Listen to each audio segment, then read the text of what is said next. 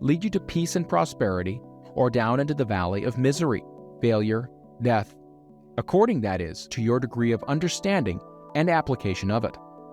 If you fill your mind with fear, doubt, and unbelief in your ability to connect with and use the forces of infinite intelligence, the law of autosuggestion will take the spirit of unbelief and use it as a pattern by which your subconscious mind will translate it into its physical equivalent. This statement is as true as the statement that 2 and 2 are 4. Like the wind which carries one ship east and another west, the law of autosuggestion will lift you up or pull you down according to the way you set your sails of thought. The law of autosuggestion, through which any person may rise to the altitudes of achievement which stagger the imagination, is well described in the following verse. If you think you are beaten, you are. If you dare not, you don't.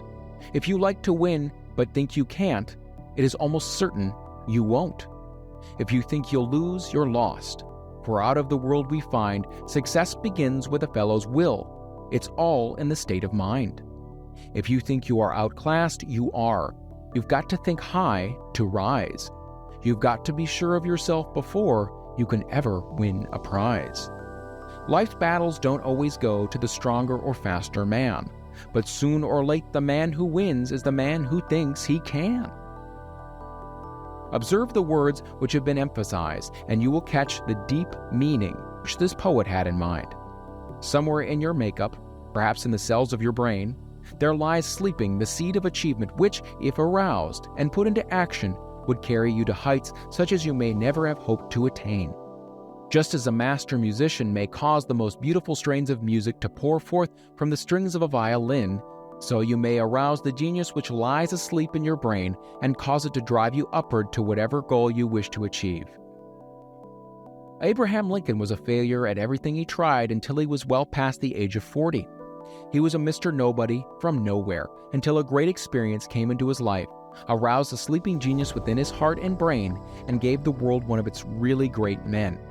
That experience was mixed with the emotions of sorrow and love. It came to him through Anne Rutledge, the only woman whom he ever truly loved.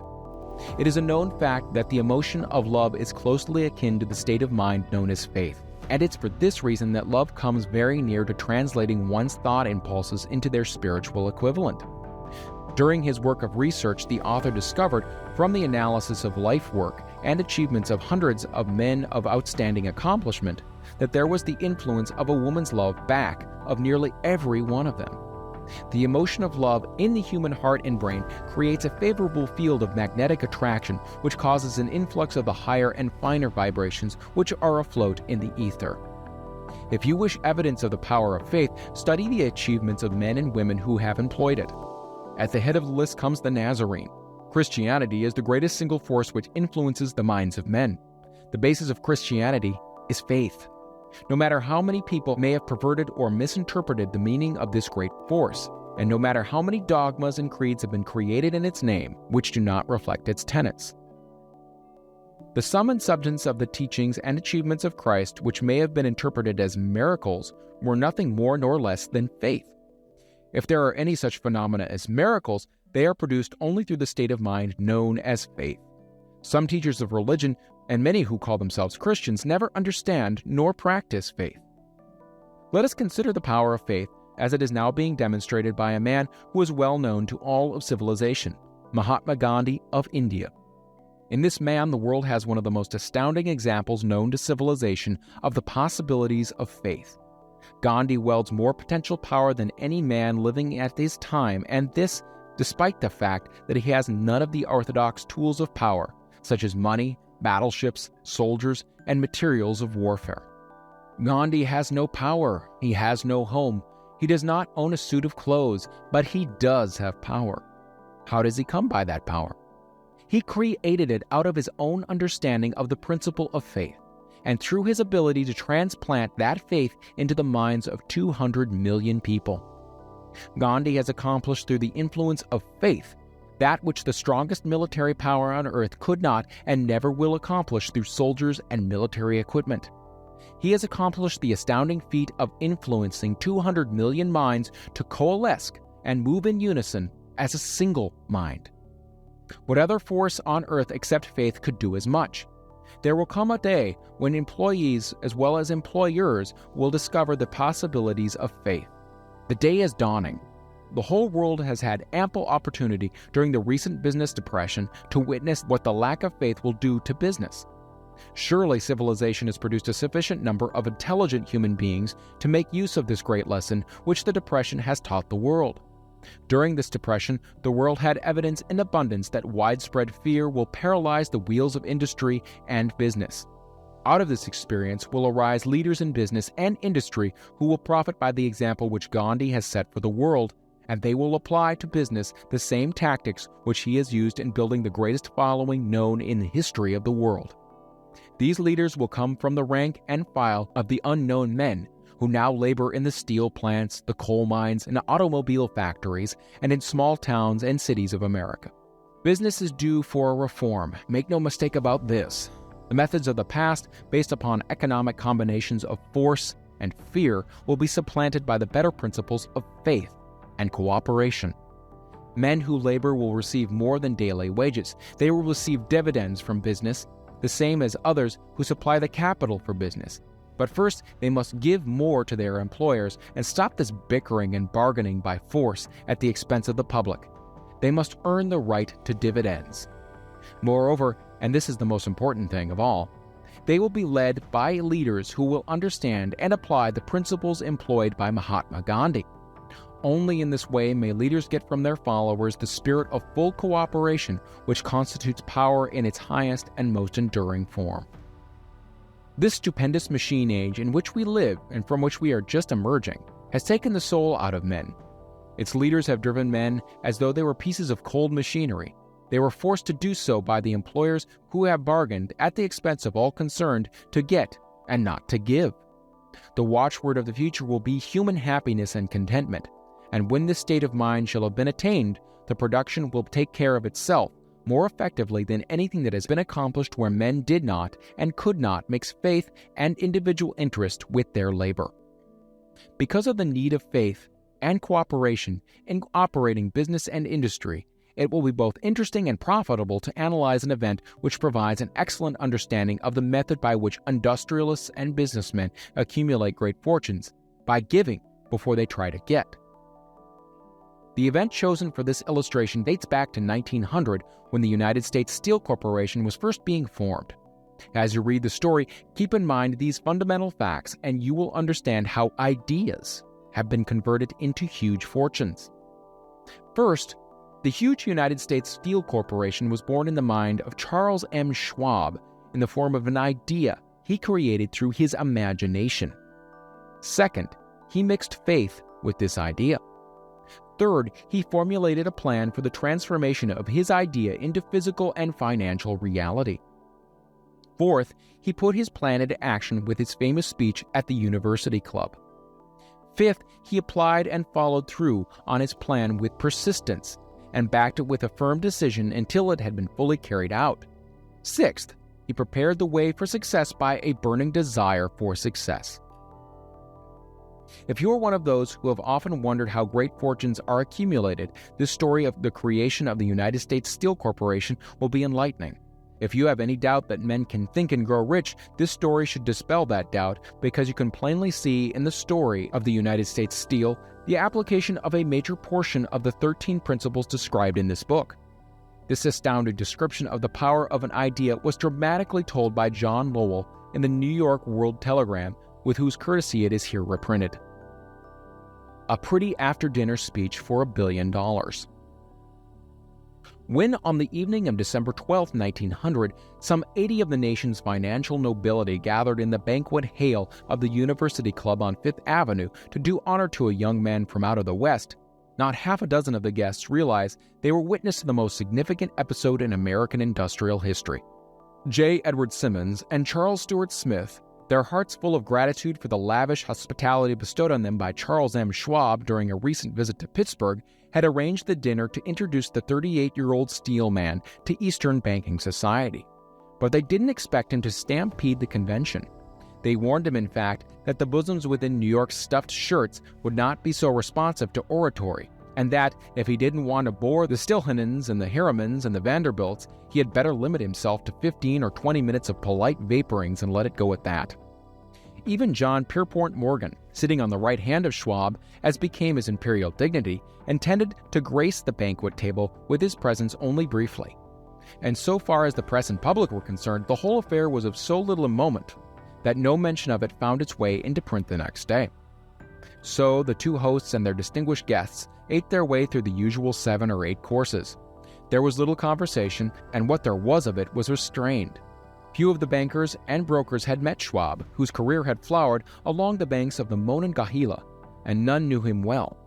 But before the evening was over, they, and with them Money Master Morgan, were to be swept off their feet, and $1 million baby, the United States Steel Corporation, was to be conceived. It is perhaps unfortunate for the sake of history that no record of Charlie Schwab's speech at the dinner was ever made. He repeated some parts of it at a later dinner during a similar meeting of Chicago bankers, and still later, when the government brought suit to dissolve the Steel Trust, he gave his own version from the witness stand of the remarks that stimulated Morgan into a frenzy of financial activity. It is probable, however, that it was a homely speech, somewhat ungrammatical, for the niceties of language never bothered Schwab, full of epigram and threaded with wit. But aside from that, it had a galvanic force and effect upon the $5 billion of estimated capital that was represented by the diners. After it was over and the gathering was still under its spell, although Schwab had talked for 90 minutes, Morgan led the orator to a recessed window where, dangling their legs from the high, uncomfortable seat, they talked for an hour more. The magic of the Schwab personality had been turned on full force, but what was more important and lasting was the full-fledged, clear-cut program he laid down for the aggrandizement of steel.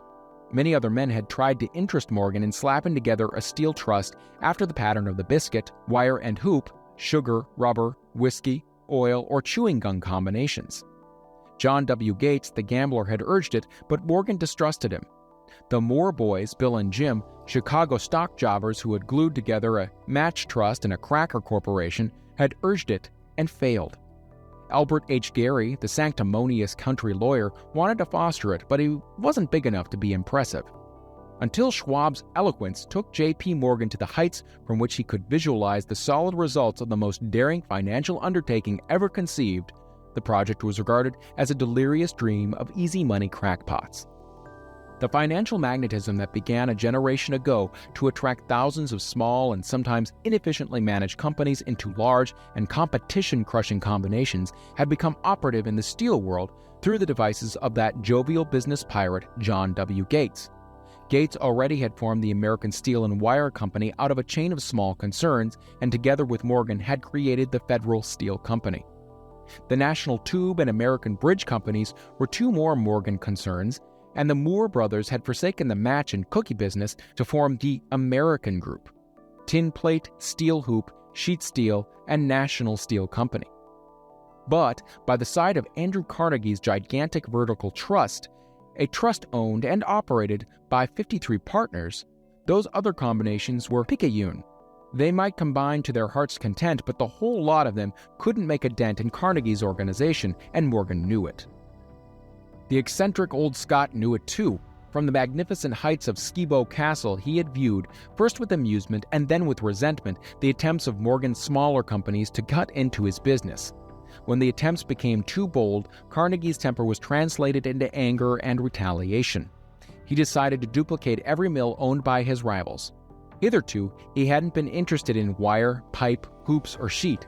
Instead, he was content to sell such companies the raw steel and let them work it into whatever shape they wanted. Now, with Schwab as his chief and able lieutenant, he planned to drive his enemies to the wall. So it was that in the speech of Charles M. Schwab, Morgan saw the answer to his problem of combination. A trust without Carnegie, giant of them all, would be no trust at all. A plum pudding, as one writer said, without the plums. Schwab's speech on the night of December 12, 1900, undoubtedly carried the influence, though not the pledge, that the vast Carnegie enterprise could be brought under the Morgan tent. He talked of the world future for steel, of reorganization for efficiency, of specialization, of the scrapping of unsuccessful meals and concentration of effort on the flourishing properties, of economies in the ore traffic, of economies in overhead and administrative departments. of capturing foreign markets. More than that, he told the buccaneers among them wherein lay the errors of their customary piracy. Their purposes, he inferred, had been to create monopolies, raise prices, and pay themselves fat dividends out of privilege. Schwab condemned this system in his heartiest manner. The short-sightedness of such policy, he told his hearers, lay in the fact that it restricted the market in an era when everything carried for expansion. By cheapening the cost of steel, he argued, an ever-expanding market would be created. More uses for steel would be devised, and a goodly portion of the world trade could be captured. Actually, though he did not know it, Schwab was an apostle of modern mass production.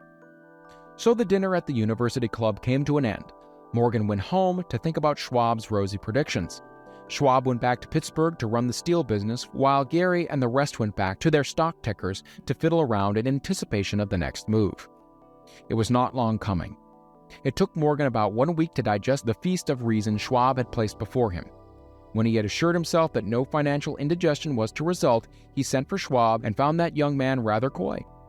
Mr. Carnegie, Schwab indicated, might not like it if he found his trust company president had been flirting with the Emperor of Wall Street, the street upon which Carnegie had resolved never to tread. Then it was suggested by John W. Gates, the go-between, that if Schwab happened to be in the Bellevue Hotel in Philadelphia, J.P. Morgan might also happen to be there. When Schwab arrived, however, Morgan was inconveniently ill at his New York home, and so, on the elder man's pressing invitation, Schwab went to New York and presented himself at the door of the financier's library. Now, certain economic historians have professed the belief that from the beginning to the end of the drama, the stage was set by Andrew Carnegie, that the dinner to Schwab, the famous speech, the Sunday night conferences between Schwab and the Money King were events arranged by the Kenny Scott. The truth is exactly the opposite. When Schwab was called in to consummate the deal, he didn't even know whether the little boss, as Andrew was called, would so much as listen to an offer to sell, particularly to a group of men whom Andrew regarded as being endowed with something less than holiness. But Schwab did take into the conference with him, in his own handwriting, 6 sheets of copperplate figures, representing to his mind the physical worth and potential earning capacity of every steel company he regarded as an essential star in the new metal firmament. 4 men pondered over these figures all night. The chief, of course, was Morgan, steadfast in his belief in the divine right of money. With him was his aristocratic partner, Robert Bacon. The third was John W. Gates, whom Morgan scorned as a gambler and used as a tool. The fourth was Schwab, who knew more about the processes of making and selling steel than any whole group of men then living.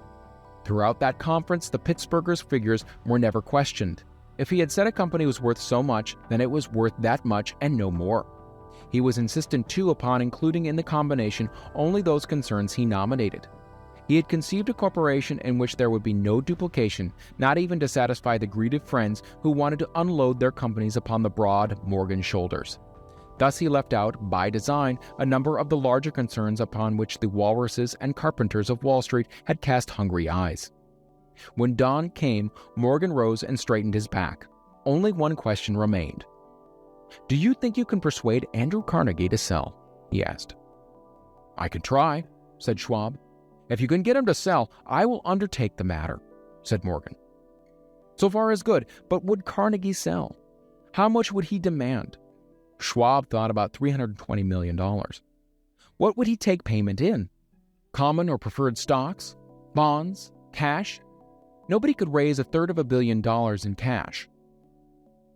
There was a golf game in January on the frost-cracking heath of the St. Andrews Links in Westchester, with Andrew bundled up in sweaters against the cold and Charlie talking volubly as usual to keep his spirits up. But no word of business was mentioned until the pair sat down in the cozy warmth of the Carnegie cottage hard by.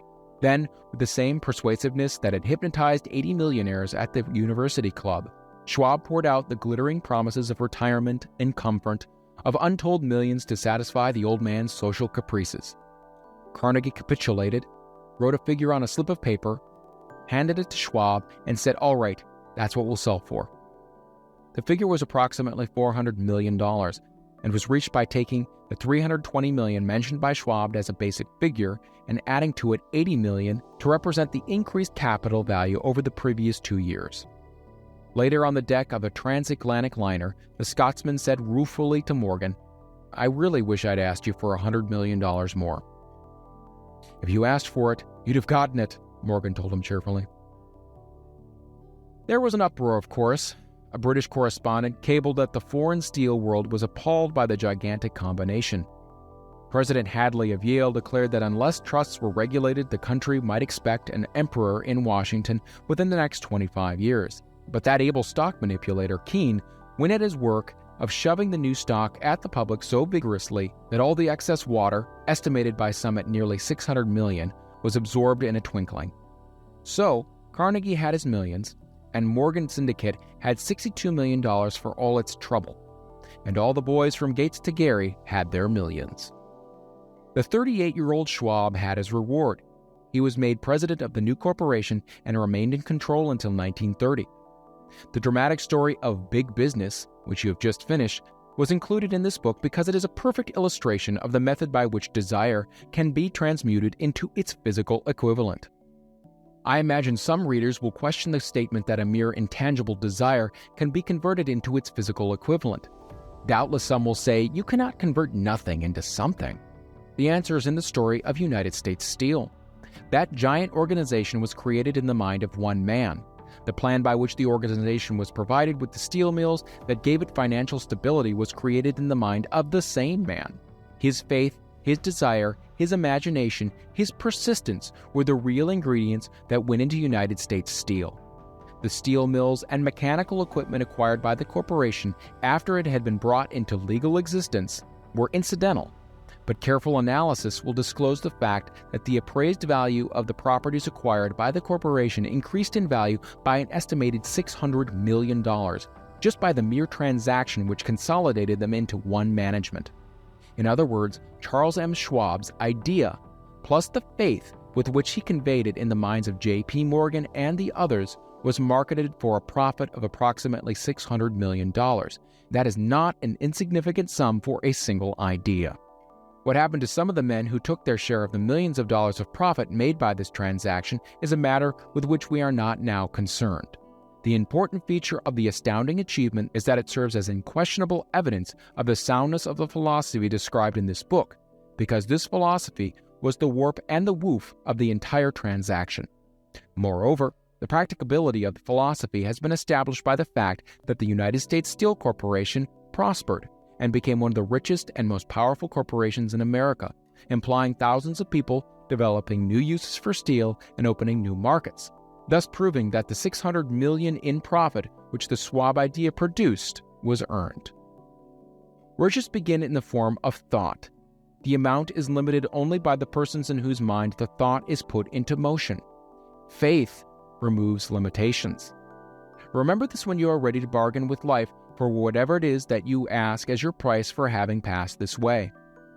Remember also that the man who created the United States Steel Corporation was practically unknown at the time. He was merely Andrew Carnegie's Man Friday until he gave birth to his famous idea.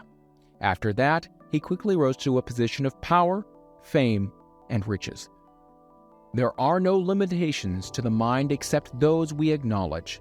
Both poverty and riches are the offspring of thought.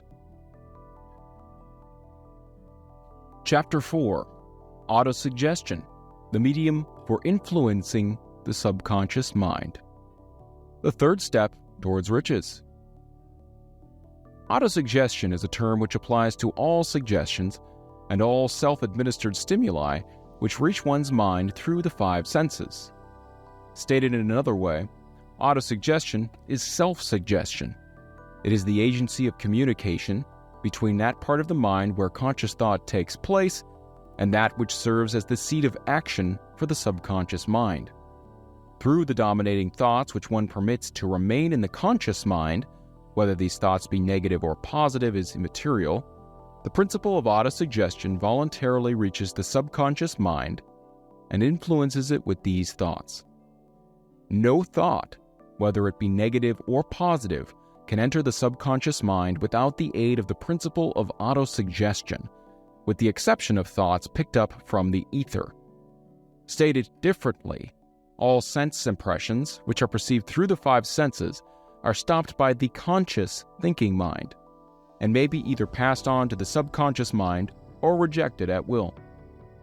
The conscious faculty serves, therefore, as an outer guard to the approach of the subconscious.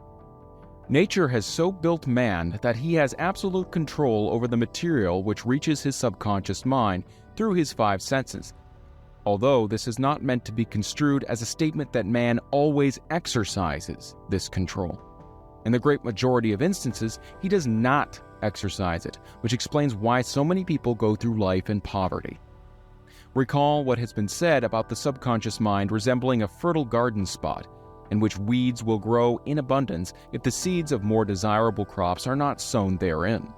Autosuggestion is the agency of control through which an individual may voluntarily feed his subconscious mind on thoughts of a creative nature, or, by neglect, permit thoughts of a destructive nature to find their way into the rich garden of the mind. You were instructed in the last of the 6 steps described in the chapter on desire to read aloud twice daily the written statement of your desire for money, and to see and feel yourself already in possession of the money. By following these instructions, you communicate the object of your desire directly to your subconscious mind in a spirit of absolute faith. Through repetition of this procedure, you voluntarily create thought habits which are favorable to your efforts to transmute desire into its monetary equivalent.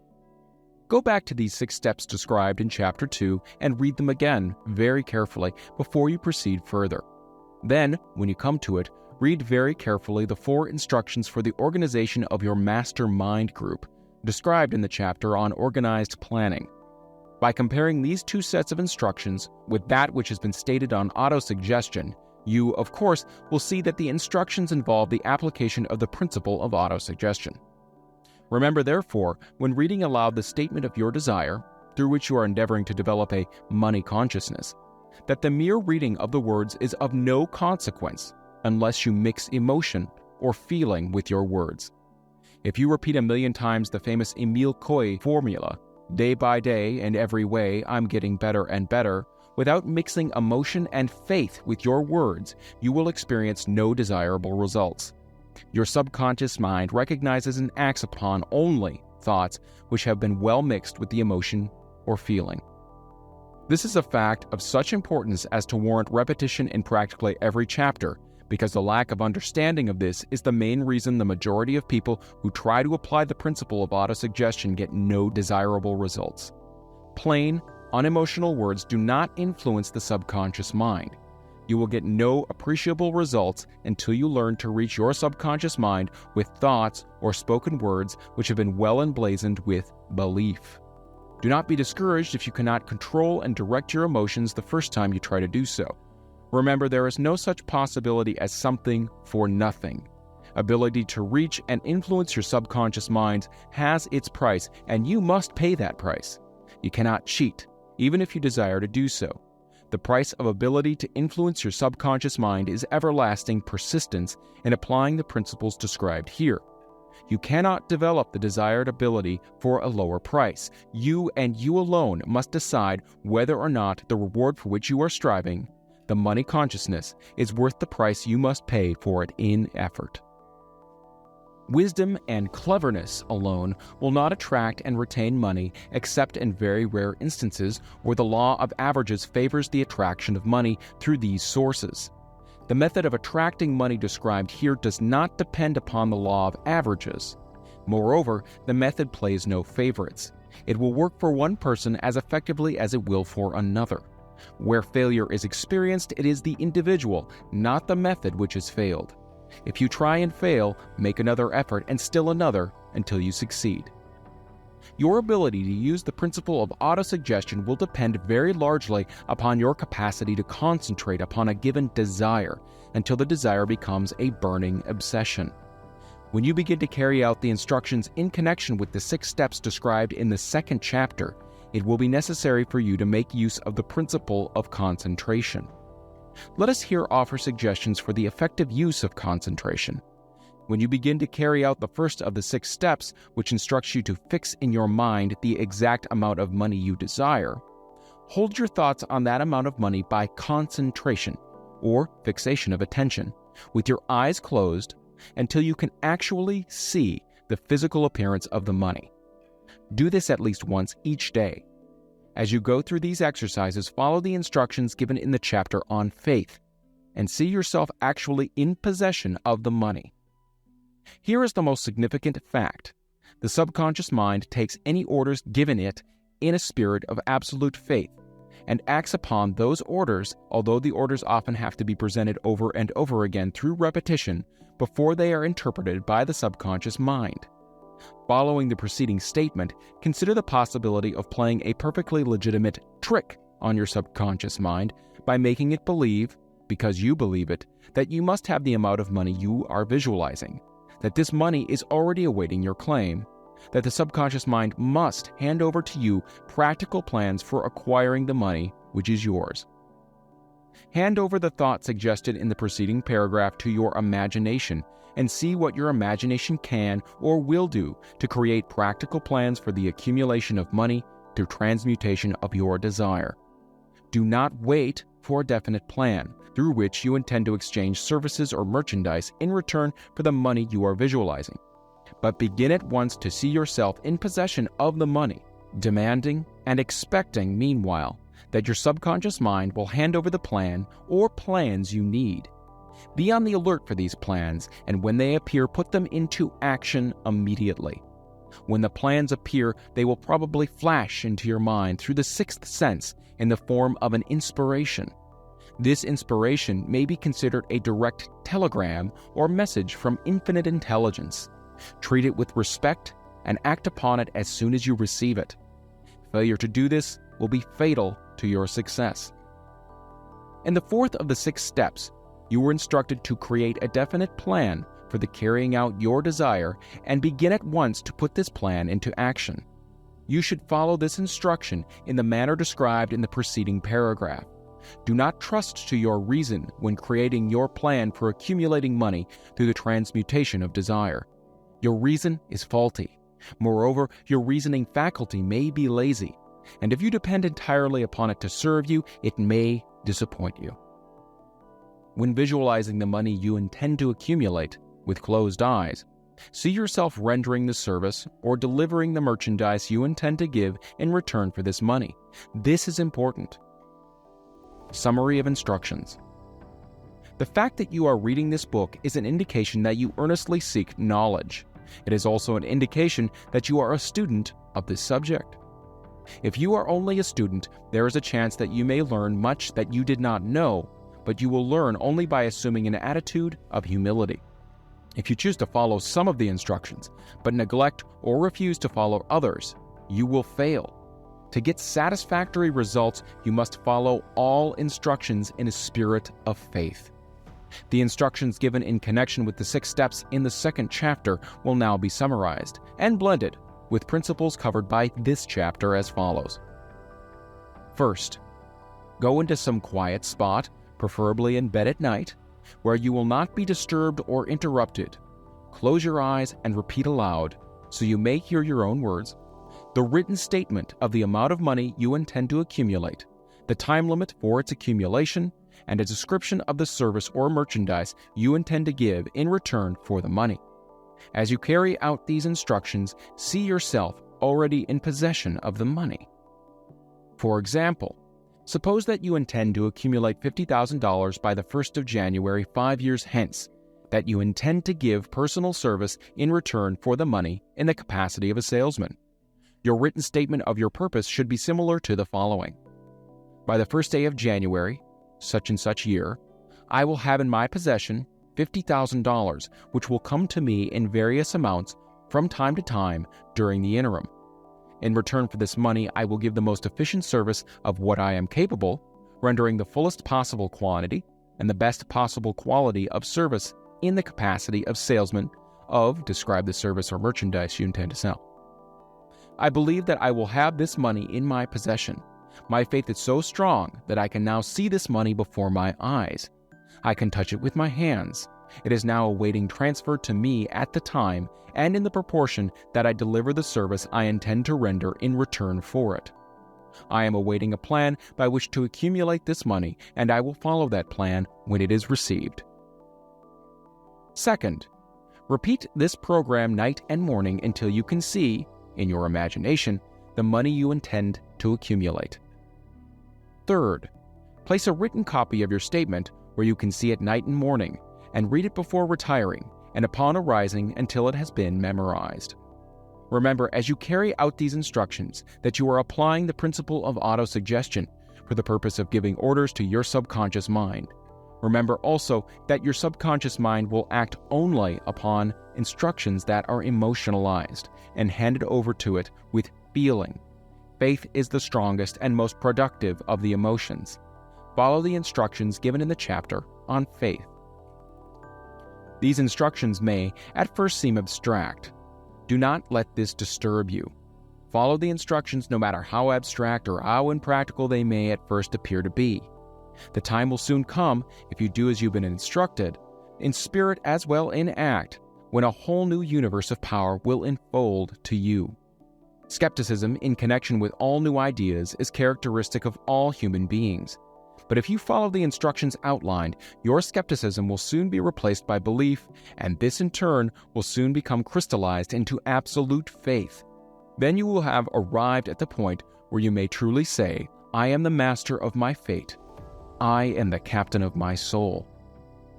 Many philosophers have made the statement that man is the master of his own earthly destiny, but most of them have failed to say why he is the master. The reason that man may be the master of his own earthly status, and especially his financial status, is thoroughly explained in this chapter. Man may become the master of himself and of his environment because he has the power to influence his own subconscious mind, and through it, gain the cooperation of infinite intelligence. You are now reading the chapter which represents the keystone to the arc of this philosophy. The instructions contained in this chapter must be understood and applied with persistence if you are to succeed in transmuting desire into money.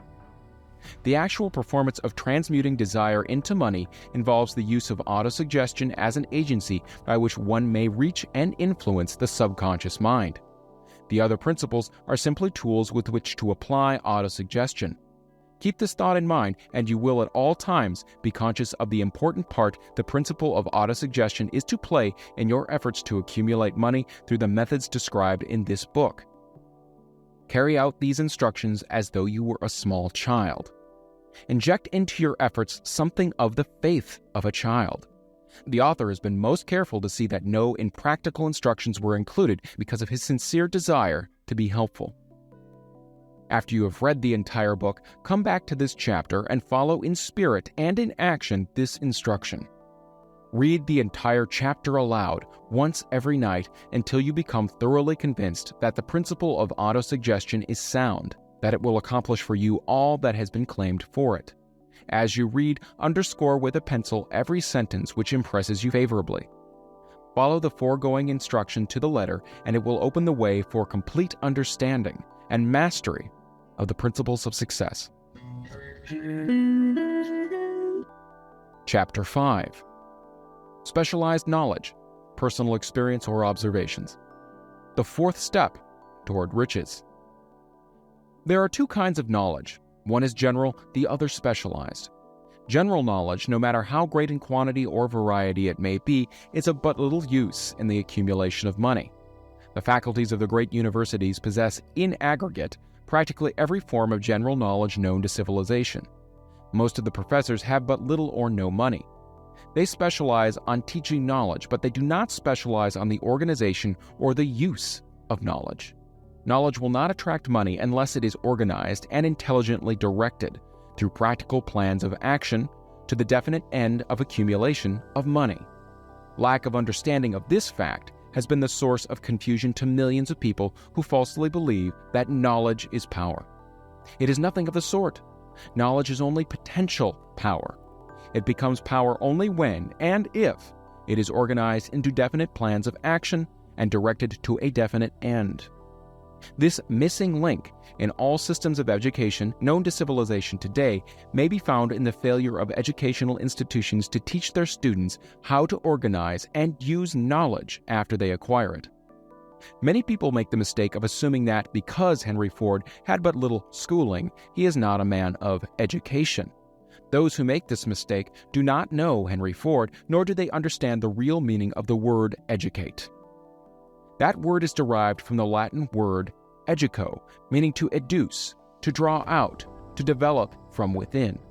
An educated man is not necessarily one who has an abundance of general or specialized knowledge.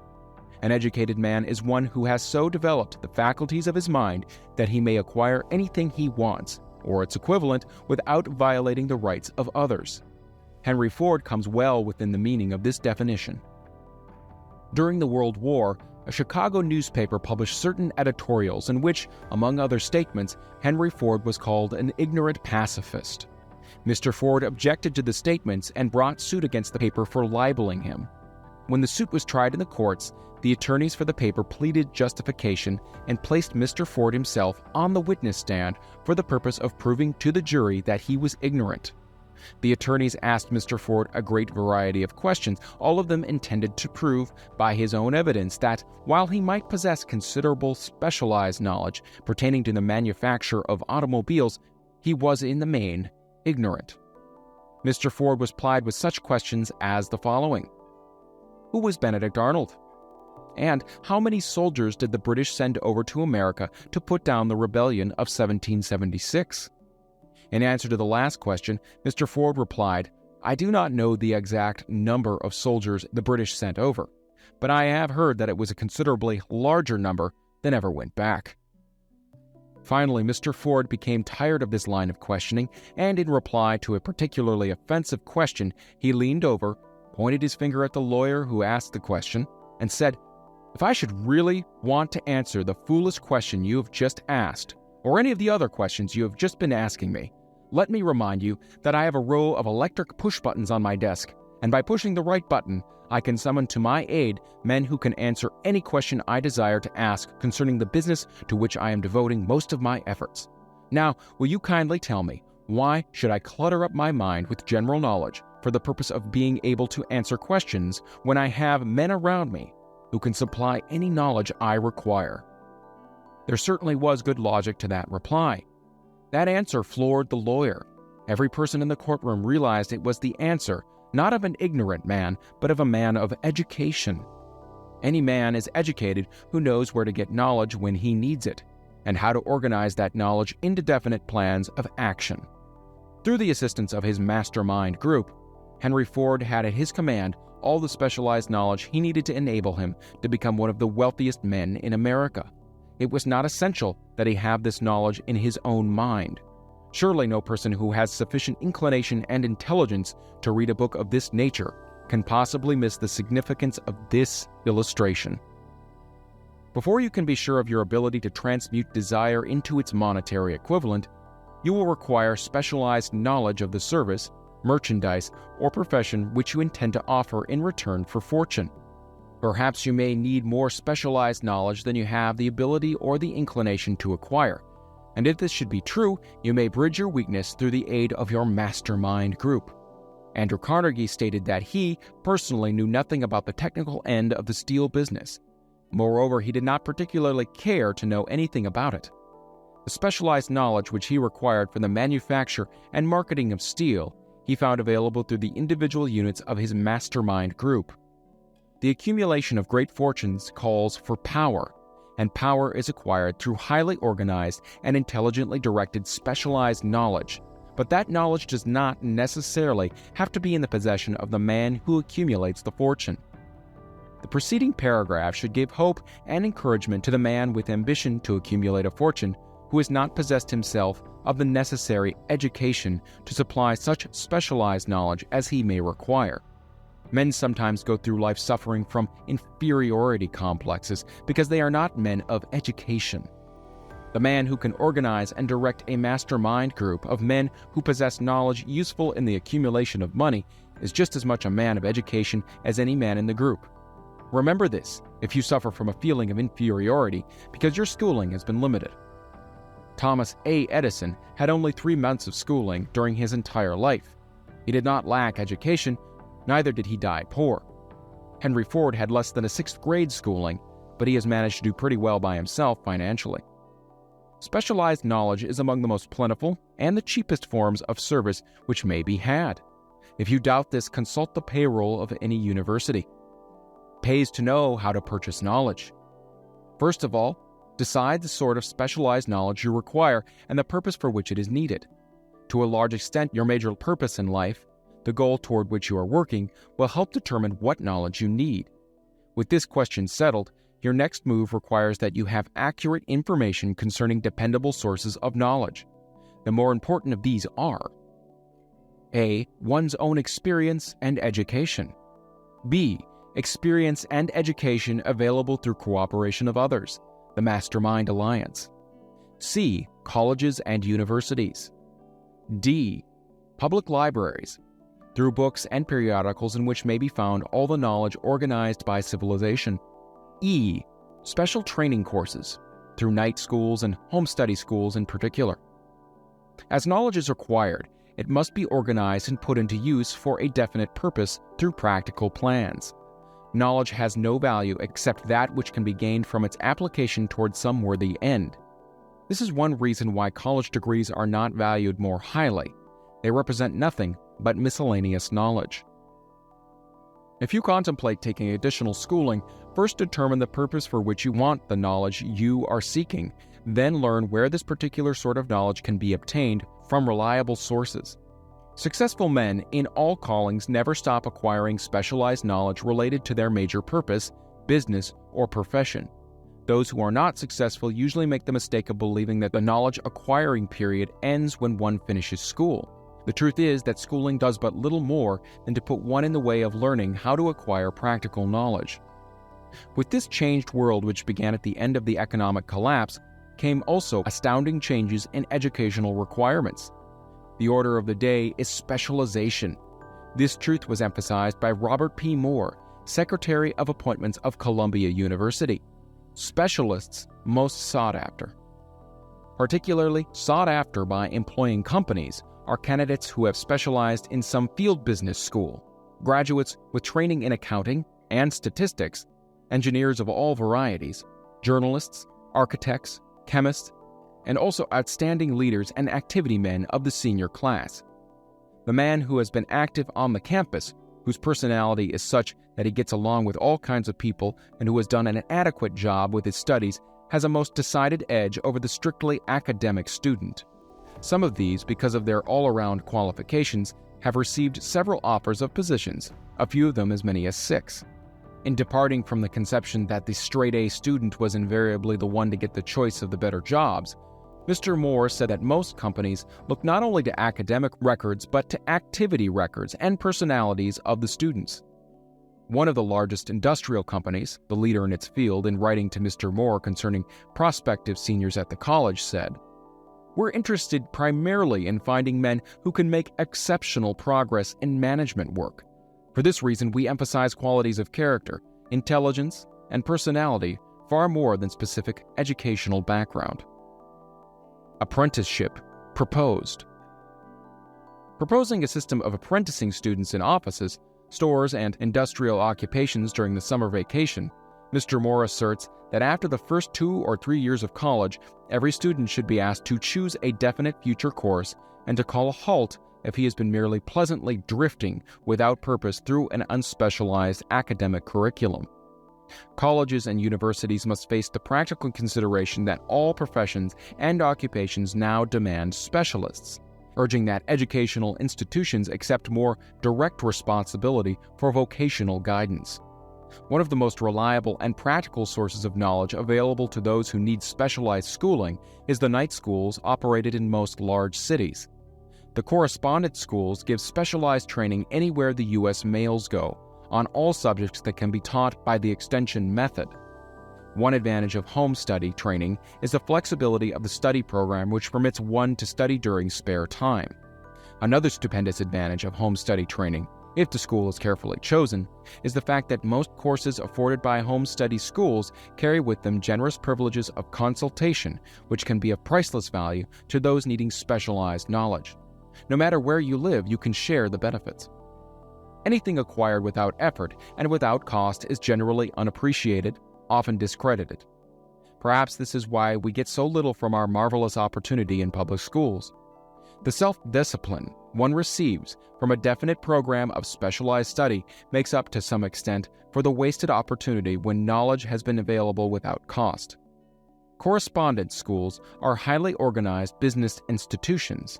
Their tuition fees are so low that they are forced to insist upon prompt payment.